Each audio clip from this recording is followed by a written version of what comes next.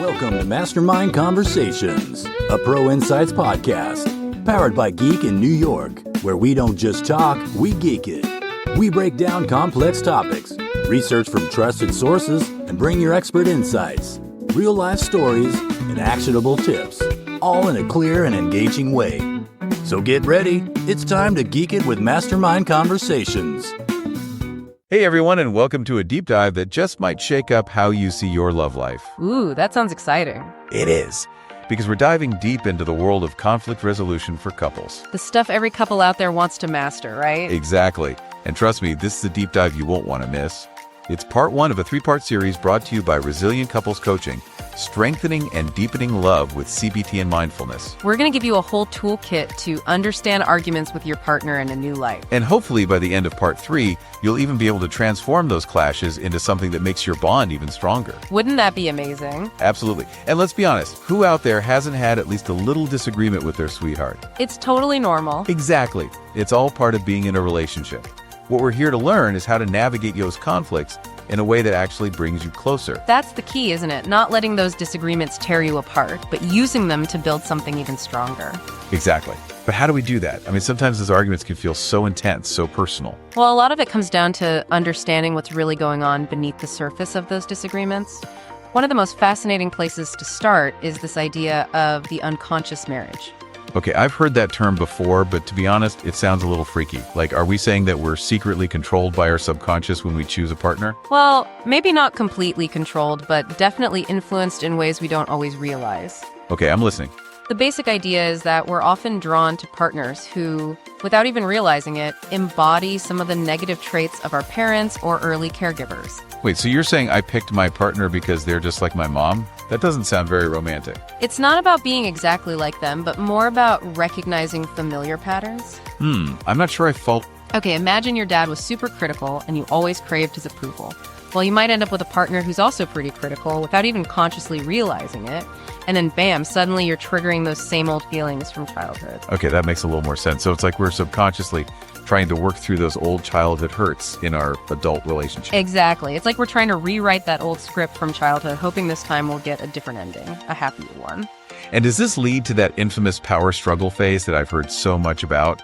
You know, where couples just can't seem to stop butting heads? Yes, that power struggle is a really common stage, but it can also be quite destructive. This is where those old patterns really start to clash, and those deep-seated fears we all carry, like the fear of abandonment or even death, start to bubble up. Whoa, death.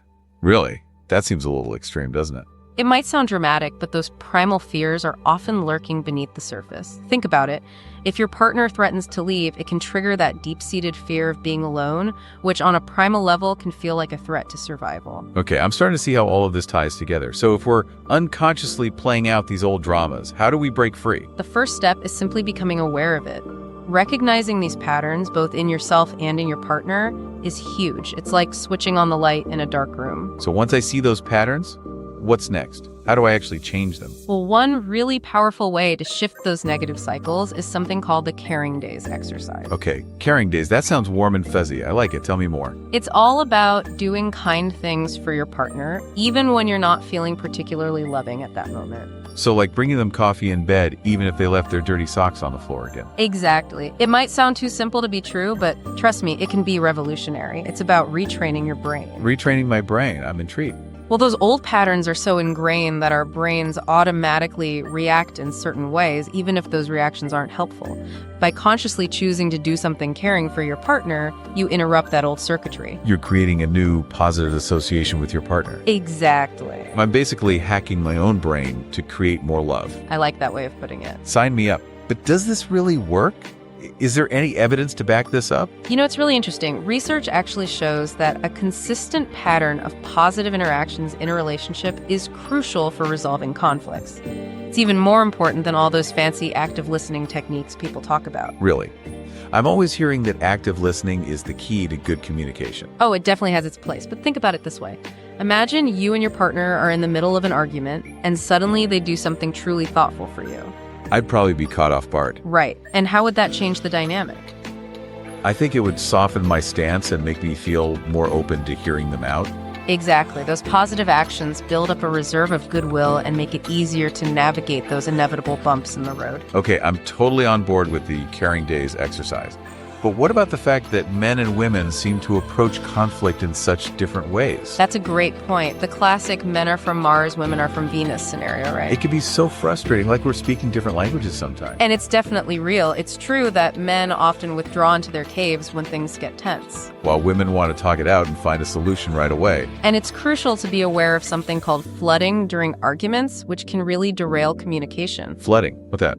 Think about that feeling of being overwhelmed and attacked during an argument. Oh yeah, I know that feeling. Your heart races, you might feel flushed, and rational thought completely goes out the window. That's flooding. It's a physical response. So basically we're in fight or flight mode. Exactly. And when we're flooded, it's almost impossible to be empathetic or see things from our partner's perspective. So what do? How do we handle flooding, especially when it seems like both partners are getting swept away? Well, the first step is to simply recognize it. See the signs of flooding in yourself and your partner. So things like suddenly speaking more loudly or getting defensive. Those are all cues that it's time to take a step back and let things cool down a bit. So taking a break when things get heated is key. Absolutely. Taking a break, or what's often called self-soothing, is essential. So does that mean walk people away in the middle of an argument? What if that makes things worse? It's not about storming off in anger. It's about communicating clearly to your partner that you need a moment to calm down before continuing the conversation. Okay, so something like, hey, I'm feeling overwhelmed right now. Can we take a 20-minute break and come back to this? Exactly. It's all about clear and respectful communication. And what do we do during that break? The goal is to calm your nervous system down and shift out of that fight or flight mode. So no scrolling through social media to distract myself. Not really. Think about things that actually calm you down. Deep breathing, listening to calming music, taking a walk in nature. Anything that helps you feel centered and relaxed. Exactly. The key is to remember that conflict isn't about winning or losing. So it's not about proving a point. Not at all. The most successful couples see conflict as an opportunity to create a positive interaction. Something that actually strengthens the relationship. Right. It's about shifting your mindset from attack and defend to a more collaborative approach. And I bet that's easier said than done sometimes. You're absolutely right. It takes practice. But one of the most powerful tools in that shift is learning to see things from your partner's perspective. Yeah, the power of perspective. But sometimes that feels impossible when you're in the heat of the moment. It definitely takes effort. Think about it this way. When we're in conflict, we tend to get stuck in the box, as they say. In the box, what does that mean? It's just a metaphor for that feeling of being trapped in our own heads, seeing things only from our own limited viewpoint. We get so focused on our own justifications and who's to blame. Exactly. And we completely forget that our partners are also complex human beings with their own valid experiences. It's like we're wearing blinders, unable to see the bigger picture. Exactly. Shifting our perspective is like taking off those blinders. It's about trying to understand where our partner is coming from, even if we don't agree with them. So it's about practicing empathy, even when it feels hard. You got it. And, there's a really powerful story that illustrates this beautifully. It's about a man named Mordechai Levon. Who's that? What's his story? Well, to make a long story short, he was falsely accused of something he didn't do and suffered greatly as a result. Later on, he happened to meet someone who'd played a role in that injustice. Oh, that must have been an awkward encounter. You can say that again. But instead of lashing out or seeking revenge, Mordechai chose a different path. He chose empathy. Wow, that's incredibly difficult to do. It is. But in that moment, he was able to see the other person not as the enemy, but as a human being, someone who would also experience pain and loss. So it's a reminder that even when we feel deeply wronged, there's always another way to approach the situation. Exactly. And here's something important to remember. Creating lasting peace in our relationships isn't just about resolving those external conflicts we have with our partners. Oh, so it goes even deeper than that. It does. It's also about addressing our own inner conflicts. Our inner conflicts. What do you mean by that? We all carry around emotional baggage from our pasts. Unresolved hurts, limiting beliefs, and that inner critic who never seems to quiet down. Exactly. All of that can spill over into our relationships and fuel those negative patterns we were talking about. So it's like our own internal battles are playing out on the relationship stage. Precisely. And until we address those inner wounds, those patterns are likely to keep repeating themselves. Wow, this is giving me a lot to think about. It sounds like conflict resolution is about so much more than just learning communication techniques. It really is. It's about deep inner work and cultivating compassion for ourselves and our partners. That's a great way to sum it up. So much to unpack. Can we do a quick recap of what we've learned so far before we dive into part 2? Definitely. We started with the idea of the unconscious marriage and how we often choose partners who reflect unresolved issues from our pasts. Right, and how those unconscious patterns can lead to that power struggle phase where those fears of abandonment and, surprisingly, even death can come into play. We also talked about the power of positive interactions in building a foundation of goodwill and how those caring days can actually shift our perceptions of our partners. And how can we forget about those fascinating gender differences in communication and how important it is to recognize the signs of flooding when those arguments get heated? We've covered a lot of ground. We sure have.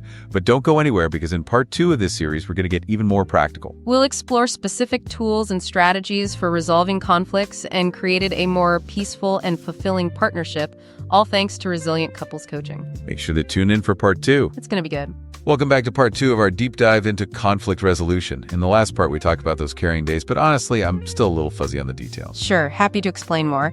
Think of it as a personalized love language boost. Where you and your partner make a list of specific actions that make each other feel loved and appreciated. Okay, so I might put something like surprise me with takeout from my favorite Thai place on my list. Exactly. And your partner might put give me a 10-minute back massage without me asking on theirs. I like the sound of that.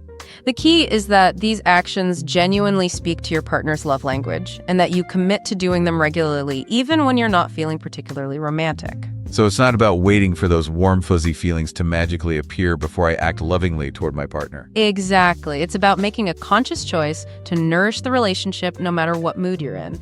And the cool thing is, acting lovingly often ends up creating those warm, fuzzy feelings anyway. So it's a win-win. I like to think so. And it helps break those tit-for-tat patterns that can pop up during the power struggle phase. Right, where it becomes a battle of who did what for whom. Exactly. This actually reminds me of something we talked about earlier, understanding each other's love languages. Right, it's not just about doing nice things in general. It's about doing things that your partner actually appreciates. Absolutely.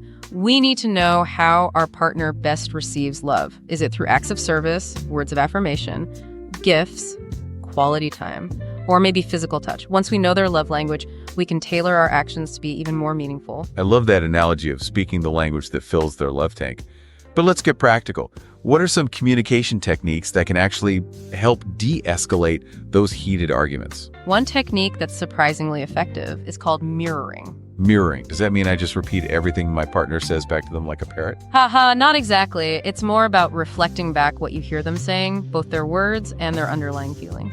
So it's about making sure I'm truly understanding their message, not just their words, but what they're really feeling. Right. It's about letting them know that you get it. You might say something like, what I'm hearing you say is that you feel hurt and disrespected because I didn't consult you before making plans. Is that right? That makes so much sense. Often when we argue, what we really want is to feel heard and understood. Exactly. And mirroring can help you avoid those communication traps like interrupting, getting defensive, or jumping into a counter argument. It forces you to pause and really listen before reacting. I like that. And after mirroring, you can try adding in validation. Validation. Does that mean I have to agree with everything my partner says, even if I think they're being completely unreasonable? Not at all. Validation doesn't mean agreeing. It just means acknowledging the validity of their feelings, even if you don't share them. Okay, I see the difference. You might say something like, I can understand why you're feeling that way, given your past experiences, even if you think their reaction is a bit over the top. It's about saying, hey, I see you. I hear you. Your feelings are valid, even if I don't agree. Exactly. And then, after validation, you can layer in empathy. Okay, so we've got mirroring, validation, and now empathy. This is starting to feel like a communication tower. And each element is important. Empathy is about connecting with your partner on an emotional level. It's about truly trying to feel what they're feeling. So putting myself in their shoes and imagining how I would feel in that situation. You got it. Empathy is like a superpower. It neutralizes blame and judgment and helps us see our partners not as the enemy, but as human beings who are doing the best they can. We all make mistakes. We're all worthy of a little compassion, right? Exactly. And remember, when you're using mirroring, validation, or empathy, sincerity is absolutely key. So no fake or sarcastic tones allowed. Haha, definitely not. Your partner can sense when you're not being genuine, and that's going to make things worse. Your words and tone need to convey authentic understanding and care. Okay, I think I'm getting this. But what about those deeper conflicts that just keep popping up no matter how well we communicate? The same arguments over and over again. Those are often called perpetual problems by relationship experts. They're rooted in fundamental differences in values, needs, or personalities. things that can't easily be solved. So like those classic conflicts about money, chores, or in-laws. Exactly. Everybody's got them. Perpetual problems are less about finding a perfect solution and more about learning to manage those differences and create compromises that work for both partners. It's about peaceful coexistence, not about one person winning the argument. Exactly. And one of the most effective approaches to dealing with these perpetual problems is to explore what are called the dreams within conflict. Dreams within conflict. That's an interesting way to put it. What does that even mean? The idea is that underneath every conflict, even the most frustrating ones, there's a deeper longing, a dream that isn't being fulfilled. So it's not really about the dirty dishes in the sink. It's about something much deeper. Right. It might be a longing for connection, respect, freedom, or security. Think about the last time you and your partner had a big fight. What's the real issue at stake? What were you each yearning for? Wow, that's a great question. I'm going to need to think about that one. We all need to ask ourselves those questions. But how do we uncover those dreams within conflict in the first place? Yeah, how do we get to that deeper level? It takes open and honest communication and a willingness to truly listen. So instead of focusing on the surface level complaints, try asking each other questions like, what's most important to you in this situation? Or what are you hoping for? So it's about understanding the underlying needs and desire. Exactly. That can shift the whole dynamic of an argument. And sometimes those dreams within conflict can be connected to our childhood experiences, those early patterns we were talking about earlier. It always comes back to those early patterns, doesn't it? It often does. So it can be helpful to think about how those early experiences might be shaping your needs and expectations today. For example, if you grew up in a family where money was always tight, you might bring a lot of anxiety around finances into your adult relationships. That makes a lot of sense. But even when we're really trying to communicate effectively, things can still get heated sometimes. Definitely. It's like we revert to our primal instincts. And that's where recognizing and managing that flooding we talked about becomes super important, right? Absolutely. Self-soothing is your best friend in those moments. Right. We talked about taking breaks when flooding occurs. What are some other ways to handle those moments when emotions are running high and we feel like we're about to lose it? Well, finding ways to calm your nervous system and regulate your emotions is key. Deep breathing, mindfulness practices, taking a walk in nature, listening to soothing music. It's about whatever works for you to shift out of that fight or flight mode.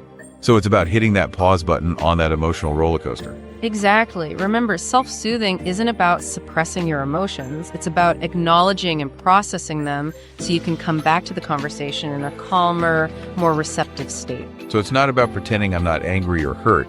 It's about finding a healthy outlet for those emotions so they don't take over. Right. And it's important to remember that self-soothing is an individual process. What works for you might not work for your partner. So if my partner needs to go for a run to calm down and I need to listen to classical music, that's okay. Totally okay. It's about respecting each other's coping mechanisms and giving each other the space they need.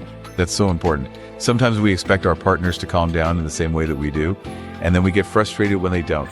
And that just leads to more conflict. Remembering that we all process emotions differently can make a big difference. Okay, we've got self-soothing down. What other tools can we use to navigate those rocky moments in an argument? Sometimes self-soothing means taking a break from the conversation altogether. Right, we talked about that. Sometimes it's just too heated to continue productively.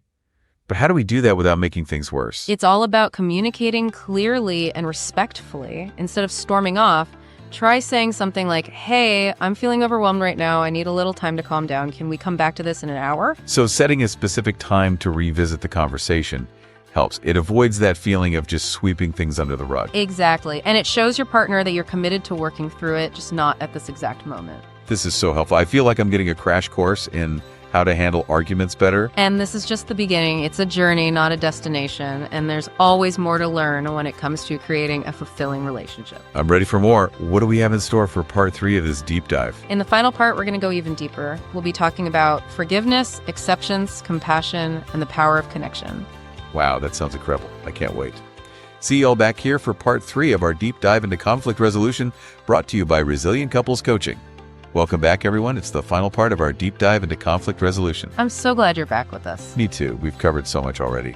From those unconscious patterns to communication skills and how to handle those superheated moments. Yeah, we've really been laying the groundwork for creating a more peaceful relationship, haven't we? We have. But I'm ready to go even deeper.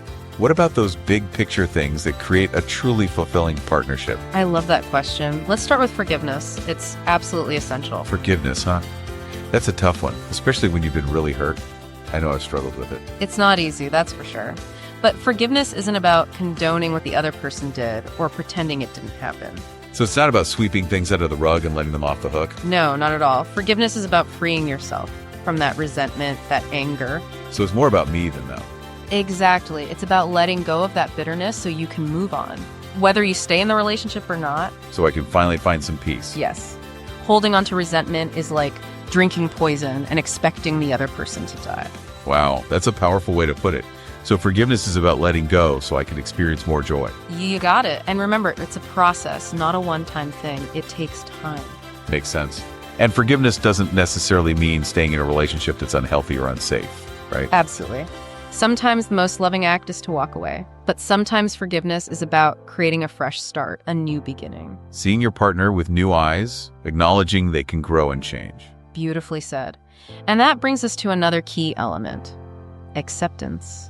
Okay, acceptance. I'm sensing a theme here. Letting go of expectations and embracing reality. Exactly. Acceptance doesn't mean you have to love everything about your partner or that you approve of all their behaviors. Thank goodness. It's about recognizing that they're human, with flaws and all, just like you.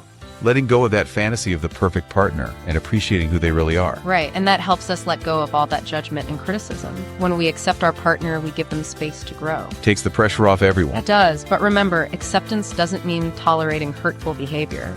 Healthy boundaries and clear communication are still important. So finding that balance between acceptance and standing up for myself. Exactly, and realizing you can't force your partner to change. You can only focus on your own growth. Letting go of that need to control. And one of the most powerful ways to cultivate acceptance is through compassion. Okay, compassion, I hear that word all the time, but what does it actually mean in a relationship? It's about recognizing the suffering in yourself and others and responding with kindness and understanding. So seeing my partner's struggles and mistakes with empathy, not judgment. Exactly. Remembering that they, like you, are doing the best they can. We're all in this together. Navigating this crazy hang called life. Yes. And compassion is like an antidote to blame and shame. It helps us see each other as human beings, not enemies. It's about creating a safe space for healing. It's a beautiful way to put it. And it's not just about feeling sorry for someone. Compassion is about taking action to alleviate their suffering. Like just listening or offering a helping hand. Exactly. And it's a skill you can develop through mindfulness, meditation, or just making a conscious effort to see the good in others. This is all so inspiring. It feels like a roadmap to a truly loving relationship. And all of these qualities, forgiveness, acceptance, and compassion, they all stem from a deep sense of connection. Connection, that's the heart of it, right? Feeling truly seen and understood by the person you love. It is. And it's about being truly present with each other, actively listening, expressing affection, and doing things you enjoy together. It's those everyday moments that weave the fabric of a relationship. Right. Sharing meals, taking walks, having deep conversations. It's about staying curious about each other's inner world, nurturing that sense of intimacy. That special spark. And like a garden, connection needs constant nurturing to thrive. What a journey this has been. We've explored so much, from those hidden patterns to the power of forgiveness, acceptance, and compassion. It's been an honor to share this with you. And we've learned that building a peaceful partnership isn't about avoiding conflict. It's about navigating disagreements with skill, turning them into opportunities for growth and connection. Conflict can actually strengthen a relationship if we approach it with the right mindset. It's so powerful to realize that those tough moments can lead to real transformation. Exactly. And remember, it all starts within, with healing those old wounds and choosing compassion for yourself and your partner. It's a journey of self-discovery, together and individually. And remember, you're not alone. There are so many resources out there to support you. Books, articles, therapy. Resilient Couples Coaching is a great place to start if you're looking for guidance. Definitely. And above all, never underestimate the power of love to heal and transform. When we approach our relationships with open hearts, anything is possible. Beautifully said. Thank you for joining us on this deep dive into conflict regulation. May your relationships flourish. Until next time, everyone, CCEC. That's a wrap for this episode of Mastermind Conversations, a Pro Insights podcast powered by Geek-NYC, where we don't just talk, we geek it. We hope you gain valuable insights, learn something new, and are ready to apply it in business and life. If you enjoyed this episode, don't forget to subscribe, share, and leave a review. It helps us bring you even more great content. Until next time, stay curious, keep learning, and always geek it.